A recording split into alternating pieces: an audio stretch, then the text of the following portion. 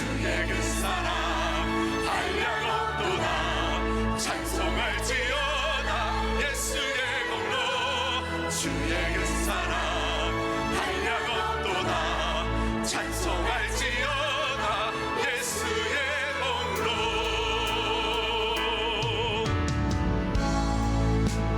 주님 곁으로. 자, 구원받은 자의 삶은 어떤 것인가? 내가 구원받았다면 구원받은 자의 삶은 어떠해야 되는가? 또 믿음으로 산다는 것은 도대체 어떤 것인가? 믿음으로 사는 게 어떤 삶인가? 여기에 대한 아주 명쾌한 답을 로마서 12장 2절에서 찾아볼 수가 있습니다. 너희는 이 세대를 본받지 말고 오직 마음을 새롭게 함으로 변화를 받아 하나님의 선하시고 기뻐하시고 온전하신 뜻이 무엇인지 분별하도록 하라. 우리가 믿음으로 산다는 것, 구원받은 자의 삶에 매우 중요한 핵심적 키워드가 하나 있어요. 그게 뭐냐면 변화라는 것입니다. 변화. 이것은 영어로 change가 아니고 transformation, 근본적인 변화. 이 변화는 두 가지를 가져오는데요. 첫 번째는 부정적인 면이에요. 그것은 세상에 동화되지 않는 것. 긍정적인 면은 말 그대로 변화입니다. 자, 우리는 늘 세상에 동화될 것인가 아니면 변화된 삶을 살 것인가의 이 주제를 안고 삽니다. 우리는 끊임없이 세상에 동화되려는 유혹을 받습니다. 이 교회 문만 열고 나가면 세상이 다양한 형태로 우리에게 영향을 줍니다. 이 세대의 행동 방식이 있잖아요. 이 세상의 사람들이 살아가는 행동의 방식, 관습, 삶의 가치관, 이런 것들과 우리가 싸워야 되는 거예요. 문화를 단순히 수용하기보다, 답습하기보다 이 문화와 저항하는 싸움을 해야 된다. 그래서 이 동화라는 말은, 동화되지 않는다라면 세상을 닮지 말라는 얘기고, 변화는 그리스도를 닮으라는 명령입니다. 우리는 이 두 가지와 싸워야 합니다. 세상을 닮지 않으려고 하는, 세상의 문화와 저항하는 이런 우리의 태도와 함께 그리스도를 끊임없이 닮아가는 이 삶의 노력이 필요합니다. 그래서 그리스도의 삶을 본받는 것이 결국은 구원의 목적이고, 그래서 우리가 시간이 흐를수록 우리는 그리스도를 닮아가야 합니다. 바로 오늘 마음을 새롭게 함으로라는 이 마음을 새롭게 한다는 이 말에는 의지적인 측면이 들어 있습니다. 구원받은 자는 의지적으로 죄로부터 멀리하고 말씀을 따라 사려고 해야 그게 정상이라는 겁니다. 그래서 이 믿음이 우리에게 들어오면, 믿음은 우리의 삶의 내면에 의지적인 행동의 변화를 가져다 주는 것입니다. 이전에는 두 사이에서 애매한 태도를 가졌습니다. 로마서 7장 19절에 20절에서 바울은 내가 원하는 바 선은 행하지 아니하고 도리어 원하지 아니하는 바 악을 행하는도다.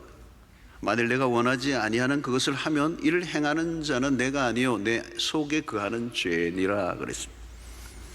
이 바울은 이 선과 악 사이에서 늘 오고 가는, 갈등하는 한 사람을 우리에게 보여주고 있습니다.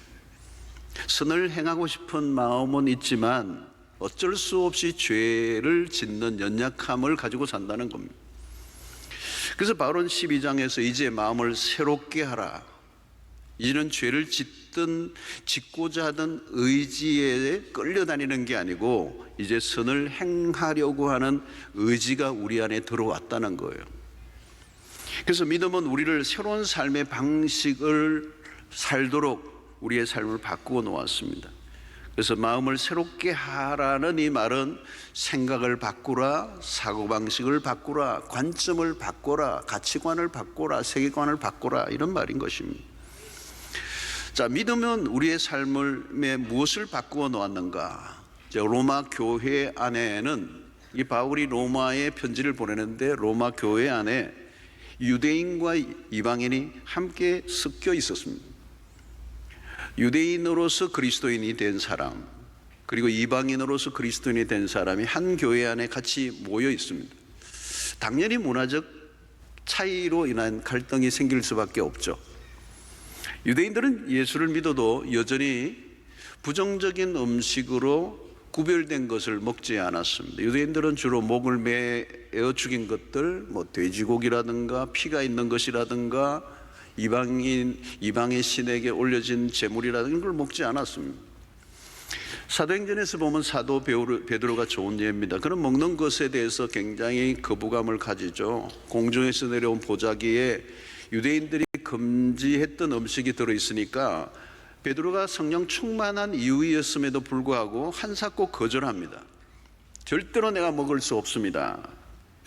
그 말은 뭐냐면 여전히 베드로가 유대인으로서의 전통과 문화에 젖어 있었다는 것입니다. 로마 교회 안에도 이런 일이 벌어졌습니다. 음식을 먹는 문제를 가지고 먹지 않는 유대인과 자유롭게 먹는 이방인 사이에 충돌이 일어났습니다. 그리고 먹는 문제를 가지고 서로 판단한 것이죠. 유대인 그리스도인들은 자신들이 구별한 것들을 먹는 이방인들을 굉장히 정죄했습니다. 그리고 이방인 그리스도인들은 유대인들이 그 고기를 먹지 않고 율법에 매여 있는 모습을 보고 비난하기 시작했습니다. 이때 바울이 정리를 해주죠.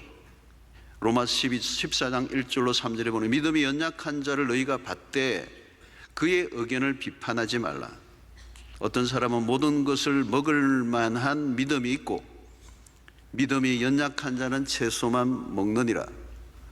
먹는 자는 먹지 않는 자를 업신 여기지 말고 먹지 않는 자는 먹는 자를 비판하지 마라. 이는 하나님이 그를 받으셨음이니라. 바울이 참 잘 정리를 해줬어요. 그리고 결론은 뭐냐? 먹는 것 가지고 싸우지 마라. 믿음이 강한 사람은 그냥 먹어라. 그리고 먹지 않는 사람 그렇게 업신여기지 마라. 또 믿음이 약해서 그 음식을 먹지 못하는 사람은 또 먹는 사람을 그렇게 판단하지 마라.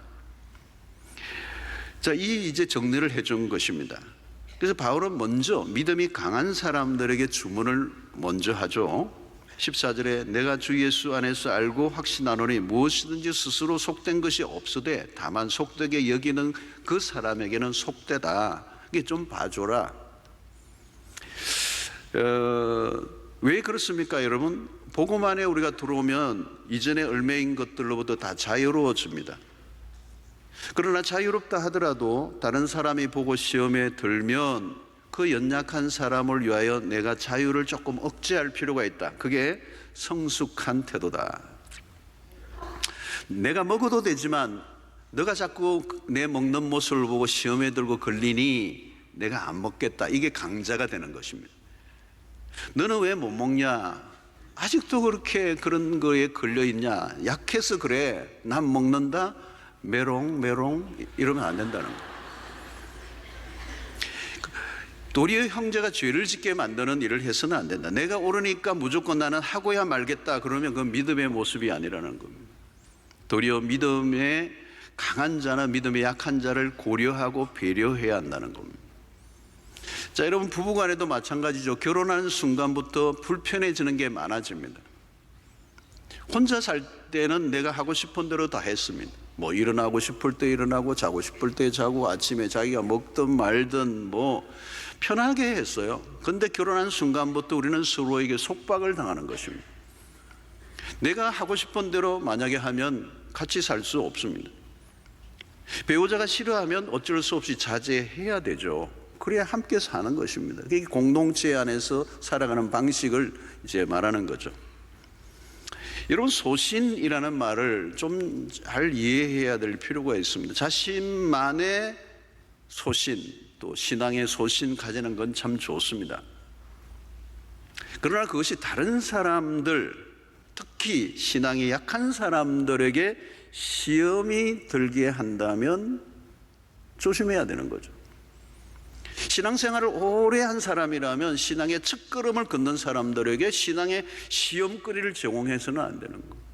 오래 믿었던 나의 행동으로 인하여 이제 믿는 사람이 뭔가 시험에 들고 판단거리가 생기고 실족하게 된다면 내가 하는 행동은 자제되어야 된다는 거예요. 여러분, 신앙이 깊다는 것은 무엇으로 드러나야 합니까? 다른 사람에 대한 배려로 나타나야 돼요.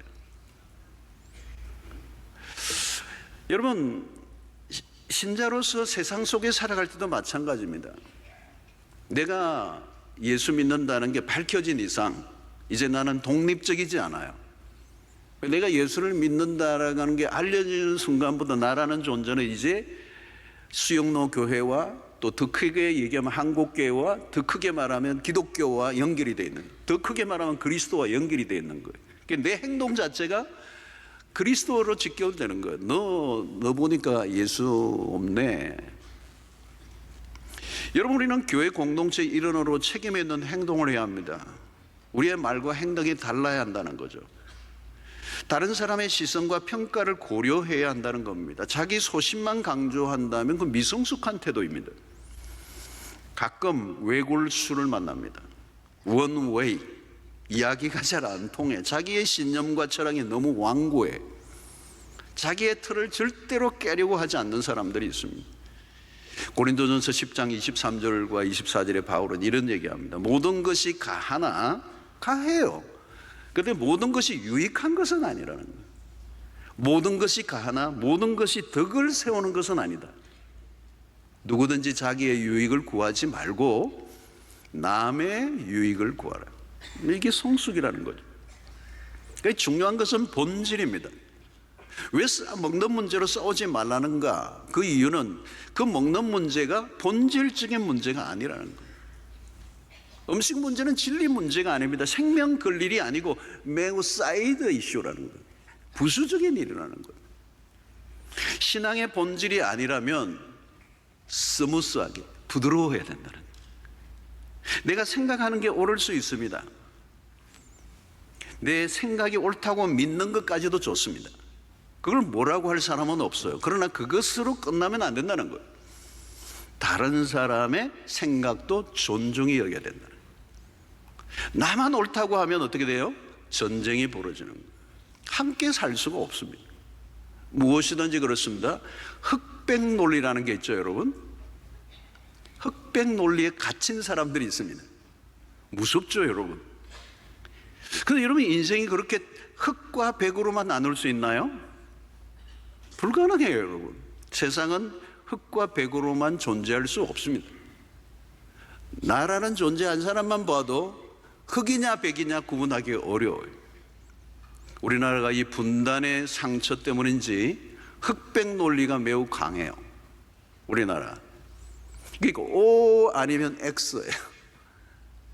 여러분, 흑백으로 나눈다는 것은 그것으로 끝나지 않죠. 심각한 분열 현상을 만들어냅니다. 여러분, 나와 너가 만나면 우리가 됩니다. 그죠? 얼마나 좋아. 우리라는 거. 우리라는 단어는 참 아름다운 단어예요. 나라는 그 세계를 벗어나 너와 내가 만나 우리가 되잖아요. 이건 좋은 거예요. 좋은 단어예요. 근데 우리라는 이 단어에 딱 한 단어를 더 붙이면, 하나를 더 붙이면, 우리만이라는 만이 붙으면 위험해지는 거예요. 우리 교회가 참 좋은 교회예요. 이건 참 좋아요. 그런데 우리 교회만 좋은 교회예요? 그러면 나쁜 교회가 돼요. 여러분, 우리만을 강조하면 어떻게 해요? 저편이 생기는 거예요. 그 저편은 그냥 저희들이 아니고 적이 되는 겁니다. 이 흑백의 논리, OX의 원리로 보면, 여러분, 적이라고 하면 우리 편이 아니면 다 적이 되는 세상. 얼마나 살벌한 세상입니까? 여러분, 신앙생활이란 내가 얼마나 옳고 잘났느냐의 싸움이 아닙니다. 내가 얼마나 용납하고 인내할 줄 아는가로 신앙을 증명해야 합니다. 여러분, 오늘 우리가 여기까지 온 것은 나의 잘남 때문일까요? 가만히 생각해 보면 나에 대해서 얼마나 주변의 사람들이 참아주고 기다려주고 품어주고, 그래서 내가 여기 있는 거예요. 무수하게 봐주고 인내하고 기다려준 사람이 있어서 오늘 내가 있는 거잖아요. 여러분, 나와 너무 다르면 어떻게 해야 돼요? 다름을 존중해 주는 겁니다. 얼마나 품느냐의 싸움이죠. 성숙은 품는 용량으로 드러나는 겁니다. 사람들이 모이면 갈등과 혼란이 일어납니다. 어떻게 해야 되죠? 진리에 더 집중해야 합니다. 진리가 약화될수록 사람들의 의견과 인간적인 철학과 이념과 신념과 이론들이 득세를 하게 돼 있는 거예요. 오늘날 세상이 갈수록 극단화되고 세분화되고 있습니다. 여기 일조하는 것이 기존의 대중매체들이 약화되고 개인들이 운영하는 인터넷 채널들이 인기를 끌면서 각자 자신의 기호와 성향에 맞는 사람들끼리 모여들면서 더 가열되고 있어요. 이것을 가리켜서 소셜 온난화 현상이라고 얘기해요. 소셜 온난화 현상. 이것은 지구 온난화로 인하여 지금 지구가 굉장히 위험한 위기로 몰고 가는 것 이상으로 이 소셜 온난화, 이 뜨거운 이 가열이 폭력성을 나타낸다는 거죠. 가장 여러분 나쁜 죄 중에 하나가 적대감입니다. 적대감. 여러분, 분노는 또 다른 분노를 부릅니다. 옳은 것을 주장하는 것은 누구나 할 수 있습니다. 그러나 나의 옳음이 상대를 나쁜 사람으로 몰아가고 죽이는 쪽으로 흐른다면 그건 믿음의 방식은 아닙니다. 서로의 입장을 충분히 전달하고 그것으로 끝나야 합니다. 나와 입장이 다른 사람을 존중히 여겨주고 진실하게 대하는 태도. 우리가 믿는 하나님은 공의로우신 분이십니다. 그러나 공의로 우리를 판단하지 않으셨습니다. 공의대로 판단하셨다면 살 사람이 아무도 없습니다. 분노로 분노를 녹일 수는 없습니다. 분노를 녹이는 길은 십자가밖에 없습니다. 하나님의 기준은 얼마나 옳았냐보다 얼마나 사랑했느냐라고 물으시는 거죠. 자, 믿음으로 살고자 할 때 가져야 되는 매우 중요한 기준을 14장 7절 8절에서 이렇게 바울은 제시합니다. 우리 중에 누구든지 자기를 위하여 사는 자가 없고 자기를 위하여 죽는 자도 없도다. 우리가 살아도 주를 위하여 살고 죽어도 주를 위하여 죽나니 그러므로 사나 죽으나 우리가 주의 것이로다. 여러분, 우리의 삶의 기준은 그리스도라는 거예요. 믿음이 좋다는 것은 무엇을 의미합니까? 자기보다 그리스도를 더 생각하는 것, 자기보다 공동체를 먼저 생각하는 것. 내가 옳다고 주장하는 것 때문에 다른 사람과의 관계가 깨어진다면 문제라는 거예요. 믿음으로 행할 때 항상 기준은 그리스도여야 합니다. 그래서 우리의 행동이 그리스도를 드러내는 것이어야 된다는 거죠. 믿음은 나를 증명해내는 게 아니고 그리스도를 증명하는 것입니다. 나의 옳고 정당함을 드러내려고 하다가 그리스도의 이름을 욕되게 해서는 안 된다는 것입니다. 그래서 그리스도가 우리에게 보여주신 놀라운 모습은 빌립보서 2장에 잘 표현하고 있는데요, 3절과 4절에 보면 아무 일에든지 다툼이나 허영으로 하지 말고 오직 겸손한 마음으로 각각 자기보다 남을 낮게 여기고 각각 자기 일을 돌볼 뿐더러 또한 각각 다른 사람들의 일을 돌보아 나의 기쁨을 충만하게 하라. 여러분, 이게 품어내는 모습이요, 변화된 삶의 모습입니다. 신앙생활을 잘못하면 사람이 좁아집니다. 종교적인 틀 안에 갇혀 사고의 폭이 더 좁아져요. 그러면 무엇이 생기는가 하면 독선이 만들어집니다. 여러분, 종교적 독선이 가장 무서운 겁니다. 아무도 손을 댈 수가 없어요. 손톱도 들어가지 않아요. 여러분, 그리스도인이 세상에 보여줘야 될 모습, 이 복음이 우리에게 주어진 영향은 무엇이냐면 이 세상을 품어내는 것입니다. 그리스도는 세상을 품으신 분입니다. 우리가 요나스를 특세 연초에 나누었습니다마는 이 요나스를 통하여 주시는 매우 중요한 메시지 중에 하나가 뭐냐면 하나님의 품이 얼마나 넓은가를 보여줘요. 구약시대에 이미 하나님은 열방을 품으시는 분이에요. 그 악독한 니느웨를 품고 용서하시고 구원을 베푸시려고 하는 이 하나님의 그 뜻을 드러내요. 거기에 반해 요나는 너무 좁은 민족주의 안에 갇혀 있어요. 그의 가슴은 너무 좁아요. 그리고 지독한 개인주의의 모습을 보여요. 그 박는 그거 하나 가지고 싸우면서 신경질 내는 이 선지자의 모습을 보면 답답하죠. 이 좁은 요나와 한없이 넓은 하나님의 마음이 대조를 이룹니다.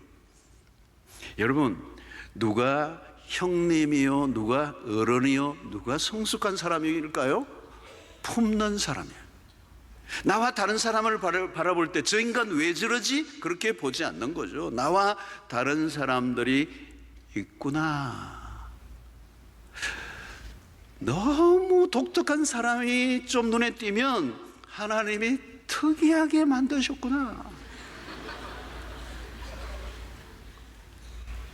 여러분, 사람이 좁아져 가면 무엇인가 잘못된 방향으로 가고 있는 거예요. 신앙생활 잘못하는 거예요. 특히 여러분, 열심히 하는 사람들의 약점이 있어요. 다른 사람들보다 착실하고, 다른 사람보다 성실하고, 다른 사람보다 정직하게 살아가는 사람들의 약점이 있어요. 정죄감이 많아요. 다른 사람을 판단하고 정죄하고 업신여기고 비하해버려요. 여러분, 내가 담배 안 피운다고 담배 피우는 신자를 업신여기면 안 돼요. 아직도 담배를 못 끊어, 막 이렇게 욕하면 안 돼요. 여러분, 여름에 이렇게 자기도 모르게 담배 피우는 분은 또 이게 교회 올 때 마침 안 빼놓고 여기 꼽고 와가지고 인사하는데 이게 흘러 떨어질 때가 있단 말이에요. 그때 막 매서운 얼굴로 막 정죄하는 막 레이저 광선을 막 바라고 말이죠. 교회에 오는데 담배를 피우니 어쩌니 막 그러면 안 돼요. 빨리 주스 줘야 돼요. 털어주고 또 빠졌느냐, 숫자 맞는가 다 확인해주고 다 넣어주고 이래야 돼요.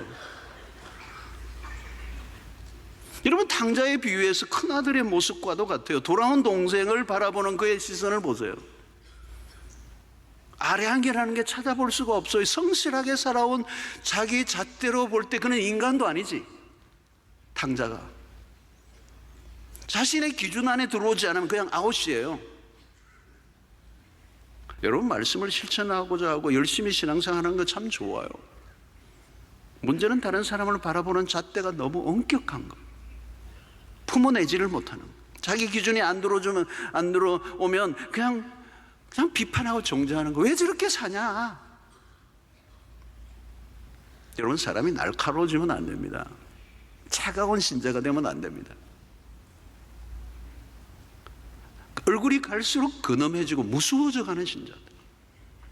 여러분, 오래된 교회 가보면요, 이런 분들이 많아요. 혼자 잘난 거죠. 자신만의 경계선을 꺼놓고 사는 거죠. 열심히 하는데 문제는 정죄, 이 판단하는 죄를 범하는 거예요. 그리스도인이 보여야 할 모습은 온유함이에요. 산상수훈을 통하여 예수님이 가르쳐 주신 핵심은 온유와 겸손입니다. 그것이 세상 속에서 구별된 그리스도인의 변화에 대한 모습이에요. 여러분, 세상은 죽었다 깨어나도 이 온유와 겸손이 불가능해요. 그런데 오늘 우리에게 요구하는 삶의 성숙한 믿음의 삶은 이 온유를 드러내는 거예요. 바울은 누가 더 성숙한 사람인가를 묻습니다. 믿음의 삶이란 적극적인 삶이다. 복음이 우리를 자유롭게 한다는 것, 그 이전에 얽매여 살던 것으로부터 벗어나게 한다는 것입니다. 그래서 22절에 보니까 내게 있는 믿음을 하나님 앞에서 스스로 가지고 있어라. 자기가 옳다 하는 바로 자기를 정죄하지 아니하는 자는 복이 있도다 그랬어요. 여러분, 예수님 시대에 이 종교 지도자들, 이 율법 서기관들, 율법을 613개로 세분화시켰습니다. 여기에 긍정적인 것과 부정적인 것들을 구분했는데 248개의 긍정적인 계명과 365개의 부정적인 개념으로 나누었습니다. 이들은 밥 먹고 날마다 하는 게 뭐냐 하면 모여서 회의해서 밤을 새우는데 뭘 하느냐, 이 율법의 세칙을 만들어내는 거예요. 그래서 안식일이라는 개념 하나에 어마어마한 세칙을 만들어내는 거예요. 부칙을 만들어내는 거예요. 뭐죠? 갈수록 더 복잡해지게 만드는 거예요. 그런데 여러분, 주님은 매우 단순하게 만드셨어요. 율법을 딱 두 가지로 구분해요. 율법이 뭐냐? 하나님을 사랑하는 것이고 내 이웃을 내 몸과 같이 사랑하는 것이다. 여러분, 주님은 복잡한 것을 단순하게 만드셨어요. 주님은 본질을 명쾌하게 꿰뚫고 계셨죠. 언제나 그렇습니다. 여러분, 핵심을 놓치면 복잡해지는 겁니다. 오늘날 세상이 얼마나 복잡해져 가고 있습니까? 정보 양도 폭발적으로 늘어나고 있습니다. 사람들의 기호와 선호하는 게 다양해졌습니다. 관심도가 제각각입니다. 물건을 만들어낸 시장도 복잡해서 왜 소비자들의 요구가 매우 까다롭고 다양해졌습니다. 그래서 여러분, 커피를 한 잔 주문을 해도 얼마나 복잡한지 몰라요. 그냥 주면 되는데 뭐 넣어줄까요 말까요? 뭐 원샷인가요 투샷인가요? 밀크는 뭘로 넣을까요 말까요? 이 피로도가 높아진 거예요. 어디에 포커스를 맞출 것인가, 어느 대상에게 만족시켜 줄 것인가, 삶이 단순하고 하지 않다는 거예요. 너무 복잡해지니까 자칫하면 정신 분열증이 걸리는 거예요. 여러분, 고수는 복잡한 것을 단순하게 만들 줄 아는 사람, 하수는 단순한 것을 매우 복잡하게 만들어요. 진리 안에 있으면 삶은 단순해져요. 내가 살아가는 핵심적 원리를 놓치지 않으면 단순해지는 겁니다. 여러분, 세상도 어쩌면 오늘날의 교회도 복잡해져요. 성도들의 요구가 막 늘어나는 거예요. 교회는 이래야 된다, 저래야 된다, 이걸 해야 된다, 저걸 해야 된다. 나중에 어디를 맞춰 춤을 출 수 있는지 알 수가 없어요. 여러분, 그러면 잘못된 길로 가는 거예요. 항상 우리는 질문을 던져보아야 합니다. 이 일이 진리의 문제인가? 오늘 지금 로마의 교회는 이 진리의 문제가 아닙니다. 먹는 문제예요. 먹어도 되고 안 먹는 문제예요. 그 믿음의 분량의 차이예요. 그러니까 여러분, 그거 가지고 열내고 뭐 싸우고 팔을 나누고 할 일이 없는 거예요. 여러분, 우리는 언제나 마지막 보루의 질문은 이거예요. 내가 이 일에 생명 걸 수 있는 건가? 여러분, 생명 걸 일이 아니면요, 핏대를 세울 일이 없어요. 그러니까 오리 굵은 삶을 살아야 합니다. 삶이 갈수록 명료해져야 합니다.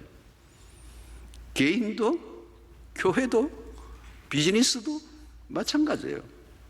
모든 걸 다 잘할 수 없어요. 핵심에서 벗어나지 않아야 돼요. 그러려고 하면 본질에 집중해야 되는 거죠. 여러분, 우리가 생명 걸 일은 무엇일까요? 영원한 일이어야 합니다.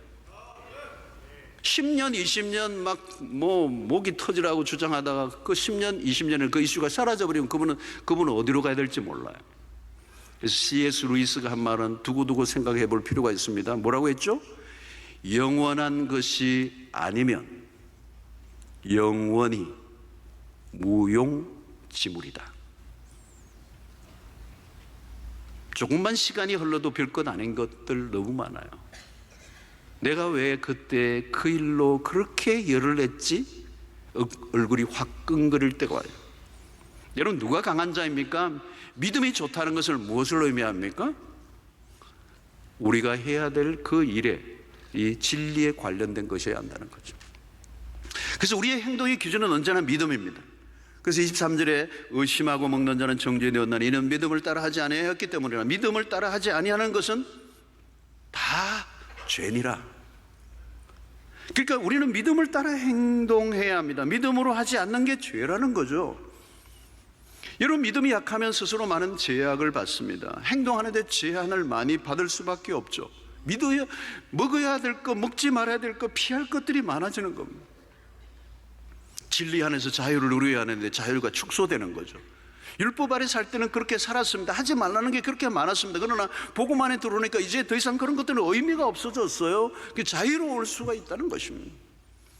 하나님의 자녀가 누리는 이 특권을 만끽해야 되는 것입니다. 이제는 무엇을 안 하려고 애를 쓰는 쪽보다 적극적으로 행하는 삶이 되라는 거죠.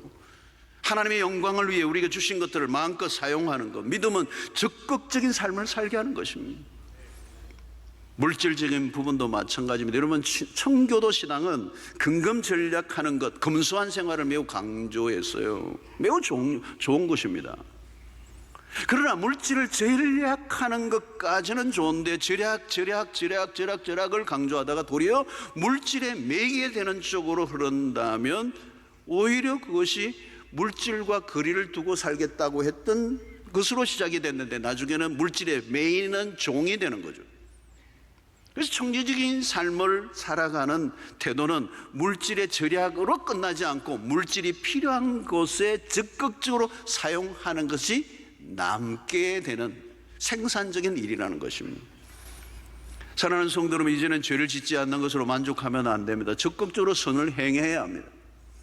사람을 미워하지 않는 것으로 만족하면 안 됩니다. 적극적으로 사랑하는 단계로 나아가야 합니다. 나를 핍박하는 자들을 축복하는 단계로 나아가는 것이 믿음인 것이죠.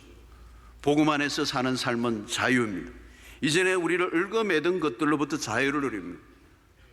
믿음이 부족하면 행동에 많은 제한을 받죠. 이것저것 걸리는 게 너무 많아요. 뭘 시도하려고 해도 두려워집니다. 여러분, 두려움에 사로잡히면 아무것도 시도할 수 없습니다. 이전에 우리의 삶은 두려움이었어요. 그런데 이 믿음은 두려움을 이겨내는 것입니다. 오늘 현대사회에 여러분 연말연시가 되면 수많은 사람들이 부적을 찾고 점쟁이를 찾고 얼마나 역술인들에게 찾아가고, 왜? 두려움이 있으니까. 믿음은 우리의 삶의 두려움을 몰아냅니다. 믿음은 신자의 행동 의지에 영향을 끼칩니다. 항상 의심이 문제죠. 왜 의심합니까? 말씀에 대한 확신이 없으니까. 말씀이 부족하면 근심과 두려움과 불안에 사로잡히게 됩니다. 그리고 그 두려움은 우리의 행동을 속박해버리죠. 사실 여러분, 그 두려움은 실체가 아닙니다. 우리를 속이는 것입니다. 그런데 이 성경은 이 두려움이 곧 죄라고 말합니다. 두려움은 삶을 마비시켜버립니다. 그리고 두려움에 사로잡히면 삶의 반경이 좁아져죠. 시작하기 전에 실패할 것이라고 믿는다면 이미 진 싸움인 것입니다. 행동하기 전에 의심이 들면 적극적인 삶을 살 수 없습니다. 의심하는 행동은 움츠려 들게 되는 것이죠. 그래서 믿음이 강해질수록 의심이 사라집니다. 그리고 우리의 행동은 거침없어지죠. 믿음이 있는데 행동하지 않는다면 그것은 믿음이 아닙니다. 믿음은 우리의 삶에 활력을 일으킵니다. 우리가 실패할 때도 있습니다. 그러나 믿음의 삶과 반대되는 삶을 살 때도 있습니다. 그러나 낙심하지 말라는 거죠. 이전의 삶의 방식은 실패하면 좌절에 빠졌습니다. 절망의 늪에서 헤어나오지 못했습니다. 자신의 연약함에 몰두했습니다. 안 된다고 소리를 쳤습니다. 그러나 믿음의 삶은 달라요. 믿음은 나의 약함이 아니라 내 안에 계신 하나님에게 주목하는 것이기 때문에 그렇습니다. 요한일서 4장 4절을 보면 자녀들아 너희는 하나님께 속하였고 또 그들을 이기었나니 이는 너희 안에 계신 이가 세상에 있는 자보다 크심이라. 우리 안에 계신 분이 우리의 삶을 결정합니다. 우리는 하나님께 속한 자라는 거죠. 그것을 믿는다면 우리는 이미 이긴 자다. 우리의 실력으로 사는 게 아니라 우리 안에 계신 하나님으로 인하여 살기 때문에 우리가 할 일은 우리 안에 계신 분을 신뢰하고 붙들고 나아가면 된다는 것입니다. 여러분, 무엇이 기적입니까? 하나님을 믿는 게 기적입니다. 하나님을 믿는 것 자체가 인생 역전이에요. 예수를 믿는 순간 우리는 이미 인생 역전이 벌어졌습니다. 우리가 붙들어야 하는 것은 무엇일까요? 우리가 하나님에게 속한 자들이라는 것, 우리 안에 하나님이 계신다는 것을 의심하지 않는 것입니다. 하나님 우리를 승리의 자리로 이끌어 가실 것을 의심하지 말라는 것입니다. 여러분, 믿음의 시작은 우리가 아니라 하나님이십니다. 하나님이 우리 안에 주신 믿음을 이제 단단히 붙잡고 살아가는 것, 그래서 믿음으로 살고 믿음으로 행동하는 것, 믿음은 우리의 삶에 지대한 영향을 미칠 수밖에 없는 것입니다. 하나님 우리의 삶을 전혀 다르게 인도해 주시기를 원하십니다. 우리의 삶을 이전보다 훨씬 더 부유하고 풍성해지게 하십니다. 그래서 이 믿음의 삶을 살면 우리의 삶의 폭이 넓어지고 품이 넓어지는 거예요. 그래서 하나님의 나라는 23장에 보면 하나님의 나라는 먹는 것과 마시는 게 아니요 의와 희락과 평강이라. 여러분, 믿음으로 우리가 하나님의 일부가 되었습니다. 그분은, 하나님은 우주보다 크신 분이십니다. 우리가 그분의 일부가 되었습니다. 그리고 우리의 삶을 통하여 그 하나님의 위대하심을 증명해내도록 우리를 부르셨고 우리에게 믿음을 주신 것입니다. 여러분, 확인해 보세요. 믿음이 행동에 영향을 주고 있는가? 어떤 일을 하고자 할 때 믿음이 앞서지 않으면 우리는 행동할 수가 없습니다. 믿음 생활 이후에 세상을 보는 눈, 이웃을 바라보는 눈이 달라졌습니까? 여러분, 닭과 독수리는 좀 달라요. 좀 예를 들면 닭들은 그저 자기 눈에 보이는 모이만 쫓고 다닙니다. 그리고 쫓아다니다가 먹이를 먹다가 누군가 다른 닭이 자기 모이를 먹으려고 하면 싸우죠. 여러분, 닭은 날개가 있지만 하늘을 날지 못합니다. 하늘을 날지 못한다는 것은 치명적인 결함입니다. 아무리 뛰고 날아도 닭장입니다. 시야가 좁고 한정된 공간에서 비슷한 종류들끼리 싸우며 살아가야 되는 거죠. 도토리 기저귀를 하며 살아가는 것입니다. 갈등과 충돌이 불가피한 것입니다. 독수리는 달라요, 여러분. 독수리의 날개는요, 결코 퍼드덕거리지 않아요. 큰 날개를 활짝 펴고 소리 없이 유유히 창공을 날아오릅니다. 차원이 달라요. 시야가 탁 트여져 있어요. 쓰레기장을 뒤질 이유가 없어요. 보는 세계가 달라요. 여러분, 믿음을 가진다는 말은 이 독수리의 날개를 펴는 것과 같아요. 하나님의 나라를 보는 것입니다. 다른 영역 안으로 들어가는 것입니다. 다른 클래스로 가는 거예요. 믿음의 날개를 펴 창공을 날아오라야 합니다. 그때 무엇이 생겨요? 그 믿음을 통하여 새로운 관점, 새로운 생각, 새로운 삶의 방식이 찾아오는 것입니다. 믿음은 다르게 사는 것입니다. 삶의 질이 완전히 달라집니다. 하나님의 사람들은 세상 사람들이 싸우는 곳에 우리가 있지 않고 우리는 전혀 다른 싸움을 하는 사람들입니다. 여러분, 믿음이 좋아진다는 것은 무엇을 의미할까요? 그리스도를 닮아간다는 것입니다. 그리스도를 닮아간다는 것은 무엇을 의미할까요? 그리스도의 성품을 닮아가는 것입니다. 그리스도는 온유하고 겸손하신 분이십니다. 여러분, 내가 얼마나 열심히 일을 하느냐가 중요하지 않습니다. 열심히 하고 난 다음에 겸손함을 유지할 수 있는가? 쉽지 않아요. 나를 힘들게 하는 사람에 대해서 언제나 온유함으로 대할 수 있는가? 쉽지 않아요. 그러나 그것이 그리스도를 닮는 삶이에요. 내 수준에 미치지 못하는 사람들을 정죄하고 판단하는 건 쉬워요. 근데 그 사람들과 함께 뒤섞여 살아갈 수 있는가? 여러분, 이 질문을 우리에게 하고 있는 거죠. 나 혼자 잘났어, 다른 사람들을 정죄하고 판단하는 것으로 세월을 보낸다면 그것은 믿음의 삶이라고 보기 어려워요. 우리의 삶의 관점이, 우리의 삶의 지경이 점점 넓어져 가야 해요. 독수리처럼 높이 하늘을 올라 그 닭모이를 서로 쫓는, 싸우는, 싸움박질하는 그 세계를 떠나, 마치 리차드는 나오는데 그 다음에 그 사람이 하도 오래 안 써가지고 그 다음에 안 나오는 갈매기 누구죠? 넘어갑시다.